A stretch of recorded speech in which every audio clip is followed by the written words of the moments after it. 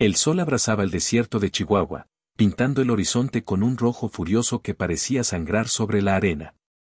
El viento arrastraba polvo y el eco lejano de un coyote, mientras los cascos de un caballo resonaban contra la tierra reseca. Juan el Cuervo Morales, un vaquero de rostro curtido y ojos que escondían más historias de las que jamás contaría, cabalgaba solo. Su sombrero raído proyectaba una sombra afilada sobre su rostro, y el revólver en su cadera brillaba como una advertencia.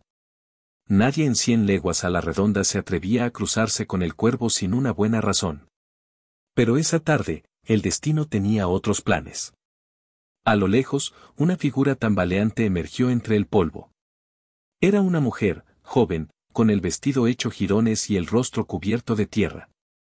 Sus pasos eran débiles, como si la vida se le escapara con cada respiración. Juan detuvo su caballo, entrecerrando los ojos. No era común ver a una mujer sola en esas tierras olvidadas por Dios, mucho menos una que parecía haber caminado hasta el borde de la muerte. «Por favor, llévame, trabajaré gratis», dijo ella, su voz rota pero firme, como si aún quedara un resto de orgullo en su alma. Juan la observó en silencio. Sus ojos, de un verde imposible, brillaban con una mezcla de súplica y desafío. Había algo en ella que lo inquietaba, algo que le hacía apretar la mandíbula. No era solo su belleza, aunque era innegable, sino la sombra de un secreto que cargaba en su mirada. «Eres la mujer que siempre esperé», respondió él, casi sin pensarlo, las palabras escapándose como un disparo. Ella parpadeó, sorprendida, pero no dijo nada. Subió al caballo con dificultad, y Juan la ayudó a sostenerse. Su cuerpo estaba caliente, febril, pero sus manos se aferraron a él con una fuerza que desmentía su fragilidad. Mientras cabalgaban hacia el pueblo más cercano, San Isidro, un nudo se formó en el estómago de Juan. No era hombre de presentimientos, pero algo le decía que esta mujer traería tormenta. San Isidro era un puñado de casas de adobe, un celún destartalado y una iglesia que parecía a punto de rendirse al polvo. Cuando Juan y la mujer entraron al pueblo, las miradas se clavaron en ellos como cuchillos. Los hombres en el porche del celún dejaron de hablar y las mujeres que barrían sus patios se detuvieron, susurrando entre ellas. La extranjera, con su vestido roto y su rostro sucio, era un enigma que nadie quería resolver. «¿Quién es ella, Cuervo?», preguntó don Felipe, el dueño del celún, mientras servía un trago de mezcal. «No lo sé aún», respondió Juan, su voz baja, casi un gruñido. «Pero no es de las que pasan desapercibidas». La mujer, que dijo llamarse Ana, se sentó en una esquina del celún, bebiendo agua con la mirada perdida. Juan no podía dejar de observarla. Había algo en su forma de moverse, en cómo evitaba las miradas, que le decía que huía de algo. O de alguien. Esa noche, mientras el pueblo dormía bajo un cielo estrellado, un grito desgarró el silencio. Juan salió de su cuarto en la posada, revólver en mano, y corrió hacia el sonido. Encontró a Ana en el callejón tras el celún, luchando contra dos hombres encapuchados. Uno de ellos tenía un cuchillo contra su garganta, mientras el otro le sujetaba los brazos. «Suéltala», rugió Juan, disparando al aire. Los hombres se giraron, sorprendidos, pero no soltaron a Ana. Uno de ellos, con una voz rasposa, gruñó. «Esto no es asunto tuyo, Cuervo. Vete si quieres seguir respirando». Juan no respondió con palabras. Su revólver habló por él. 2 disparos, 2 cuerpos en el suelo. Ana, temblando, se liberó y corrió hacia él, pero sus ojos no mostraban gratitud, sino miedo. Un miedo que no era por los hombres que yacían muertos, sino por algo más grande, algo que Juan aún no entendía. «¿Quién eres, Ana?», preguntó, su voz dura como el acero. Ella lo miró, sus labios temblando, pero no respondió. En cambio, se acercó a él, tan cerca que podía sentir su aliento. «Llévame lejos de aquí, Juan. Por favor». Cabalgaron al amanecer, dejando San Isidro atrás. Ana no hablaba mucho, pero cada tanto, sus ojos se perdían en el horizonte, como si esperara ver algo. O a alguien. Juan no preguntaba, pero su mente era un torbellino. Había matado por ella, algo que no hacía por cualquiera. Y sin embargo, no podía evitar sentir que ella era un peligro, una bomba a punto de estallar. Llegaron a una cabaña abandonada en las afueras de un cañón, un lugar donde Juan solía refugiarse cuando las cosas se ponían feas. Allí, mientras encendían una fogata, Ana finalmente habló. Me buscan, Juan. Hombres malos. Hombres con mucho poder. ¿Quiénes son?, preguntó él, su mano instintivamente cerca de su revólver. El cartel de los lobos. Robé algo de ellos. Algo que no debían tener. Juan frunció el ceño. Los lobos eran una banda de forajidos que controlaban el norte de México. Contrabandistas, asesinos, hombres sin alma. Si Ana les había robado, no era solo una fugitiva. Era un cadáver en potencia. ¿Qué robaste?, insistió.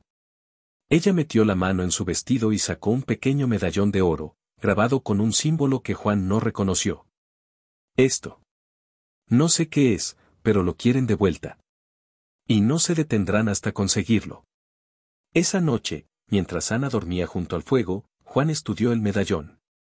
Había algo extraño en él, algo que hacía que la piel se le erizara. No era solo oro. Había un peso en él, como si cargara una maldición. Decidió guardarlo en su bolsa, pero no podía sacarse de la cabeza la sensación de que estaba sosteniendo su propia sentencia de muerte. Los días siguientes fueron una carrera contra el tiempo. Los lobos no tardaron en encontrar su rastro. Una mañana, mientras cabalgaban por un paso estrecho, una emboscada los sorprendió. Balas silbaban desde las rocas, y el caballo de Juan cayó herido. Rodaron por la arena, y él apenas tuvo tiempo de arrastrar a Ana detrás de una roca antes de que una lluvia de plomo los alcanzara. «Quédate abajo», gritó, disparando a ciegas hacia los atacantes. Ana, sin embargo, no era de las que se quedaban quietas. Sacó un cuchillo de su bota y, con una precisión que sorprendió a Juan, lo lanzó contra uno de los hombres en las rocas. El grito del forajido resonó en el cañón, seguido del silencio de la muerte. ¿Dónde aprendiste eso?, preguntó Juan, jadeando, mientras recargaba su revólver. No es la primera vez que peleo por mi vida, respondió ella, con una frialdad que lo hizo estremecer. Juntos, lograron repeler el ataque, pero no sin costo. Juan tenía un corte en el brazo, y Ana un moretón en la mejilla. Mientras descansaban en una cueva cercana, ella finalmente contó su historia. Era la hija de un hacendado que había sido asesinado por los lobos. El medallón era la clave de un tesoro escondido, un mapa que su padre había jurado proteger con su vida. Ana lo había robado antes de que cayera en manos de los bandidos, pero ahora la perseguían sin descanso. No puedo seguir huyendo, Juan, dijo, su voz quebrándose por primera vez. Pero tampoco puedo dejar que lo tengan. Juan la miró, y en ese momento, algo cambió en él. No era solo lástima o deseo. Era algo más profundo, algo que lo hacía querer protegerla, aunque significara su fin. Entonces lucharemos juntos, dijo, tomando su mano. Hasta el final. La batalla final llegó en un pueblo fantasma al borde del desierto. Los lobos los habían acorralado, y no había escapatoria. Juan y Ana se atrincheraron en una iglesia en ruinas, con apenas un puñado de balas y el medallón como su última carta. Los bandidos rodearon el lugar, sus risas crueles resonando en la noche. «Entrégala, cuervo», gritó el líder, un hombre con una cicatriz que le cruzaba el rostro. «¿Y el medallón? O quemaremos este lugar contigo dentro».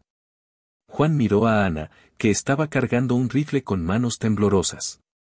«Si muero, prométeme que destruirás el medallón», susurró ella. «No vas a morir», respondió él, aunque sabía que las probabilidades estaban en su contra. La pelea fue brutal. Los lobos atacaron como una jauría, pero Juan y Ana lucharon como si el mismísimo diablo los poseyera. Balas, sangre y gritos llenaron la noche. Uno por uno, los bandidos cayeron, pero no sin llevarse pedazos de la iglesia y de la resistencia de los dos fugitivos. Cuando el polvo se asentó, solo el líder seguía en pie, herido pero vivo. Avanzó hacia ellos, con una pistola humeante en la mano. «Dame el medallón, niña», gruñó. Ana, con el rostro cubierto de sangre, levantó el medallón y lo lanzó al suelo. Antes de que el hombre pudiera reaccionar, ella disparó, y el medallón explotó en una nube de fuego y humo. El líder cayó, y con él, el secreto del tesoro se perdió para siempre. El amanecer encontró a Juan y Ana vivos, pero apenas. La iglesia estaba en ruinas, y ellos, heridos y exhaustos, se apoyaron el uno en el otro. ¿Por qué lo hiciste?, preguntó Juan, mirando el lugar donde el medallón se había desvanecido. Porque el precio era demasiado alto, respondió ella, con una sonrisa cansada. Y porque contigo, por primera vez, sentí que valía la pena vivir. Cabalgaron hacia el horizonte, dejando atrás el pueblo fantasma y los ecos de la muerte. Nadie en Chihuahua volvió a ver a El Cuervo ni a la mujer que lo había cambiado para siempre. Pero en las noches de tormenta, los viejos del desierto juran que aún se escucha el galope de un caballo, y una voz que susurra: «Eres la mujer que siempre esperé».